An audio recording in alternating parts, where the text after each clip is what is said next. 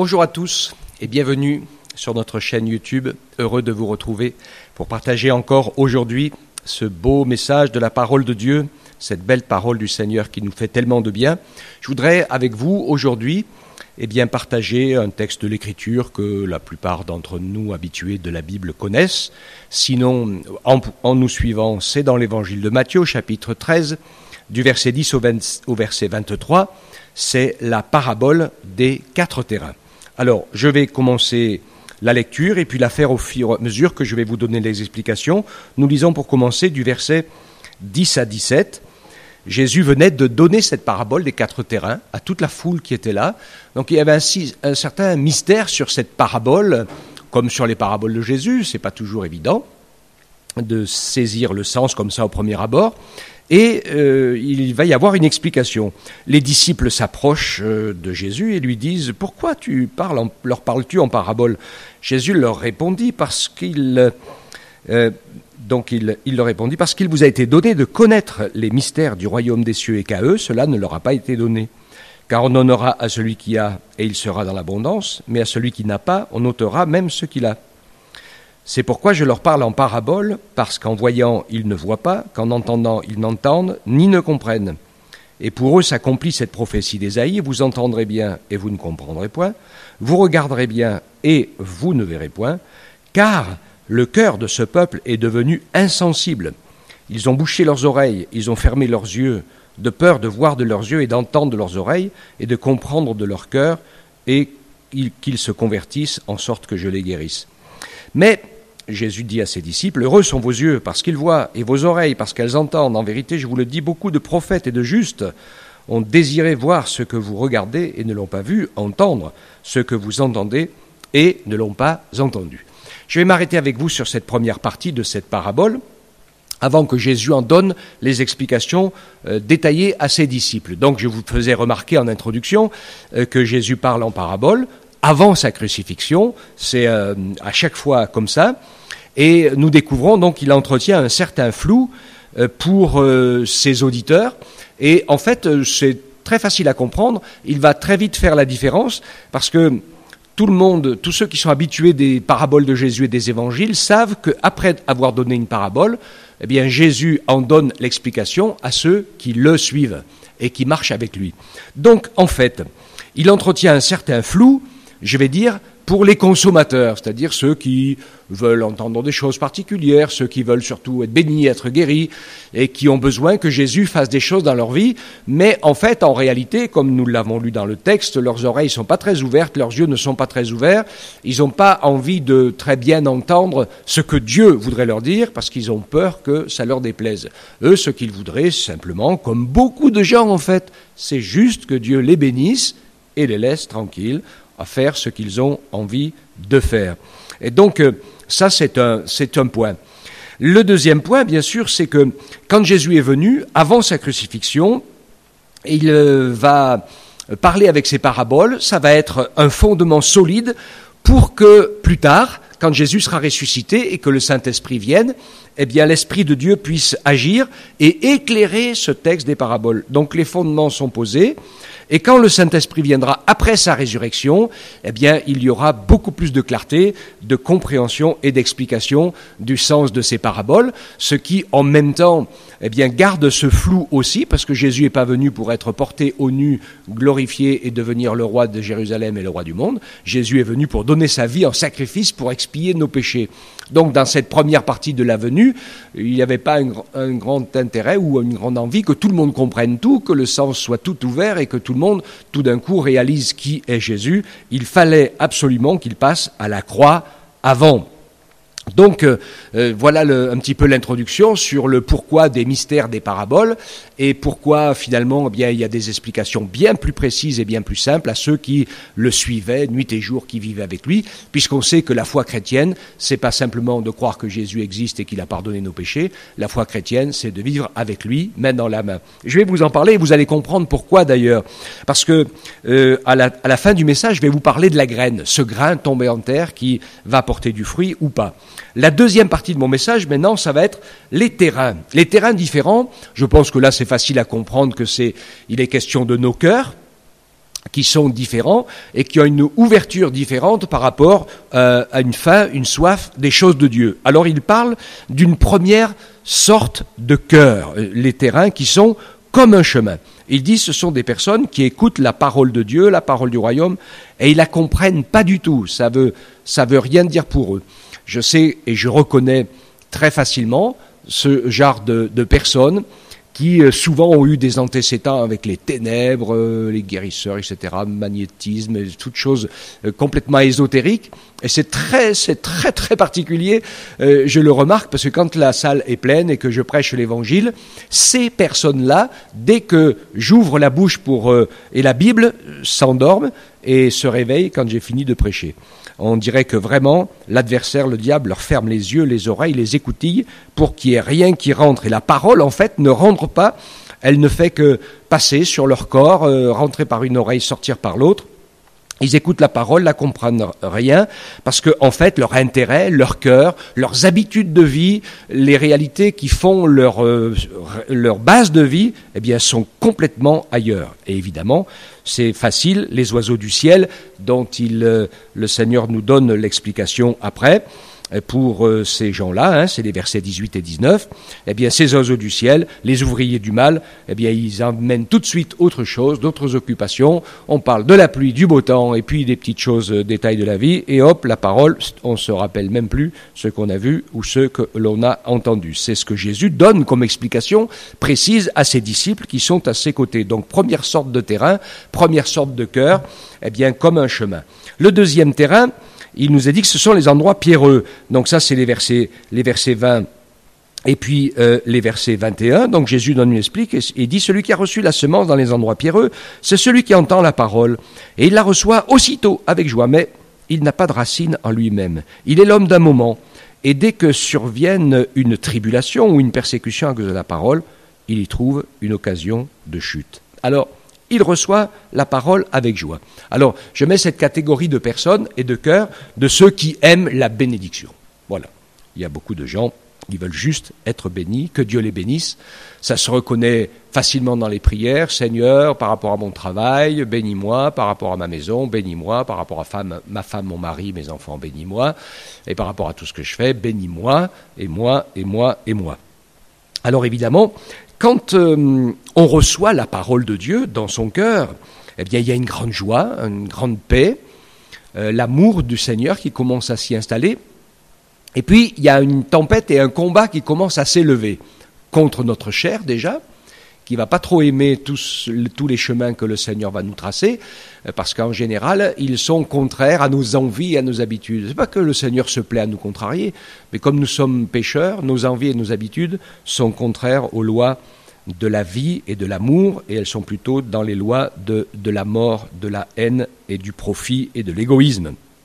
Alors, évidemment, quand on va marcher avec Jésus, on va commencer à avoir des petits problèmes à régler dans sa vie, parfois même des gros problèmes à régler dans sa vie, parce que ça arrive, ou même des soucis, des gens qui étaient nos amis et qui vont nous regarder avec un œil de travers, en se disant « Mais qu'est-ce qui t'est arrivé, toi ? Qu'est-ce qui a changé en toi ? Je te reconnais plus. » Enfin voilà, toutes sortes de choses comme ça, qui sont tribulations, un petit peu persécutions, incompréhension, difficultés. Et là, eh bien, la personne qui n'aime que la bénédiction, elle ne va pas suivre. Il y a une partie du message de l'Évangile qui est obturée complètement. Ici, Jésus dit, la Bible dit, dans les Écritures, je crois que c'est Paul qui le dit, que personne ne peut vivre pieusement en Jésus-Christ sans être persécuté. Donc, même si c'est de l'intérieur de nous-mêmes qu'on est persécuté. Alors, si on aime la bénédiction, en fait, celui qui est le terrain pierreux, un peu comme le terrain d'épines qu'on va voir dans quelques instants, bien, c'est celui qui préfère la bénédiction plutôt que la vérité. Parce que la vérité, c'est pas évident. Alors, il nous est parlé après du troisième terrain. Dans Matthieu 13, 22, c'est celui qui a reçu la semence parmi les épines. C'est celui qui entend la parole, mais en qui les soucis du monde, la séduction des richesses étouffent la parole et la rendent infructueuse. Donc le troisième terrain, les épines, il entend la parole, oui, mais, c'est toujours oui, mais. Et oui, mais les soucis, oui, mais les inquiétudes, oui, mais les peurs, oui, mais peut-être même les drames de la vie, enfin, il y a plein de oui, mais qui sont mis à la même hauteur que la valeur de la parole. En plus de cela, bien sûr, la séduction des richesses pour d'autres, c'est-à-dire certains, c'est les oui mais, et puis d'autres, oui mais je veux être heureux, oui mais il faut penser à soi, oui mais etc. Et qui font des choix de vie, et leur choix personnel passe toujours avant la volonté de Dieu. Ça passe toujours avant. Oui, ça sera plus tard. Ah, mais là, j'ai pas le temps pour lire, pour prier. Là, j'ai pas le temps pour servir le Seigneur. J'ai pas d'argent pour l'œuvre de Dieu. Et puis, toute autre chose qui, finalement, deviennent toujours prioritaires. À partir du moment où on commence à ne plus avoir le temps et on commence à laisser la vie de la terre et du monde nous envahir, alors vous savez, moi, j'en connais un qui a tout ce qu'il faut pour vous occuper. Et que ce soit dans les médias, la télé, machin, tout ce que vous voulez, vous, si vous voulez, vous pouvez tout de suite ne plus avoir jamais de temps, juste à peine le temps de dormir, et encore. Et bien finalement, toutes ces choses, eh bien, étouffent la parole et la font mourir. Ça se comprend, c'est évident. Le quatrième terrain, heureusement, c'est la bonne terre, Matthieu 13, 23. Alors il nous est dit que celui qui a reçu la semence dans la bonne terre, c'est celui qui entend la parole, il la comprend, il porte du fruit. Et un grain en donne 100, un autre 60, un autre 30. La bonne terre. Donc le cœur qui est une bonne terre, c'est celui qui entend la parole et qui la comprend. C'est celui dont l'amour de la vérité a toutes les priorités. Avant mon bien-être, avant ce que je veux, avant ce que j'ai envie, avant ce que je pense, etc. L'amour de la vérité, qui est une priorité majeure de la vie. Et ainsi, quand tu choisis ce terrain-là, eh bien, finalement, la parole de Dieu, tu vas l'entendre très, très facilement et tu vas aussi la comprendre très vite, pas tout au début, mais le minimum de choses qui se sont utiles pour que ta vie soit changée. Et ainsi, mettre en pratique la parole devient le moteur de ta vie. Comme dit Jésus, tu deviens cet homme sage qui bâtit la maison sur le roc et non pas sur le sable, sur les choses. Et il dit un grain donne 100, un autre 60, un autre 30. Alors, je vais m'arrêter sur un autre point. On va parler de la semence. Cette semence qui est semée dans nos cœurs, la parole de Dieu. Eh bien, c'est important de pouvoir nous arrêter à cette parole et de pouvoir la recevoir et de pouvoir la comprendre. Cette parole, en nous, elle doit porter du fruit. L'Écriture dit que si on reçoit la parole et qu'elle ne porte pas de fruit, si notre vie est sans fruit, nous serons jetés dehors du royaume. C'est écrit dans l'Évangile de Jean quand il parle du cep et du sarment, fruit ou pas de fruit. Et pourquoi ? Eh bien, tout simplement, je vais vous expliquer. Parce que les graines de la parole, eh bien, c'est pas un savoir. Et non, ce n'est pas un savoir. Les graines de la parole, c'est la vie éternelle de Jésus, et c'est cette vie qu'il plante en nous. Donc, si j'ai pas de graines plantées, ou si la graine plantée meurt, ben, je n'ai pas la vie de Dieu en moi. Tu n'as pas la vie de Dieu en toi, et donc pas de fruit. Le grain est mort, ou alors il n'est même pas rentré. Jésus disait dans Matthieu 7, 16, on reconnaît un arbre à ses fruits. Un arbre sans fruits, c'est la catastrophe. Alors, l'arbre ou la bonne terre ou le bon arbre, c'est toi, c'est moi. Et si le Saint-Esprit réussit à faire vivre la parole en toi, alors c'est la vie éternelle. La graine porte du fruit. Mais si cette parole ne peut pas vivre en toi ou si elle meurt en toi, eh bien tu peux passer pour être vivant, comme disait Jésus. Ça, c'est facile de tromper les autres, hein. Mais en réalité, tu es mort. Alors voilà la question de ce message. Pour moi, pour nous, pour chacun d'entre nous, quel terrain es-tu ? Et je vais vous donner un détail. Quelle différence il y a entre la bonne terre, unique, et les 3 autres terres ? Le chemin, les épines, l'endroit pierreux, ou la bonne terre. Ceux qui sont dans l'agriculture, ils connaissent tout de suite la différence. La bonne terre, c'est celle qui a été labourée. C'est celle qui a été retournée. Peut-être on a arraché les pierres, on a arraché les ronces. On n'a pas laissé les trucs, mais ça a été remué. Et ce remue-ménage, en quelque sorte, c'est sa conscience. C'est l'amour de la vérité dans sa conscience. C'est ce que je disais au début. Et à partir du moment où on laisse les choses de la vie remuer notre terre pour nous permettre de pouvoir recevoir eh bien, la vie, l'amour, la vérité, et pas le mensonge, la mort, l'injustice et la misère de ce monde, eh bien, à partir du moment où on laisse notre terre être remuée, et c'est vrai que Parfois, les épreuves, moi je vois beaucoup de gens, quand ils rencontrent des épreuves, ils sont très en colère contre Dieu, au début. Après, on se demande si la vie, où elle va nous emmener.